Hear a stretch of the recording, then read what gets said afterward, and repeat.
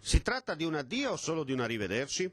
La città di Gorizia ha salutato la brigata di cavalleria Pozzuolo del Friuli appena rientrata dalla missione di pace in Libano. Piazza Vittoria, vestita a festa, ha ospitato la cerimonia. Un velo triste è calato sulla città perché tutti sanno che questa è l'ultima volta.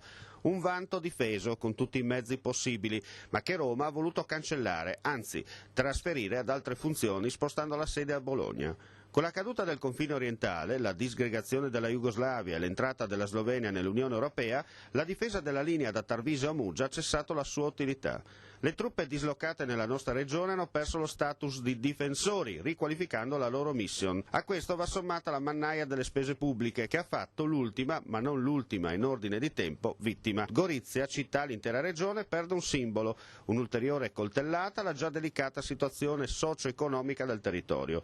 Uno scippo, anzi una rapina a mano armata, perpetrata alla luce del sole. Circa 5.000 persone, tra militari e famiglie, abbandoneranno nei prossimi mesi il capoluogo esontino, perché destinati ad altri reparti dislocati lungo la penisola.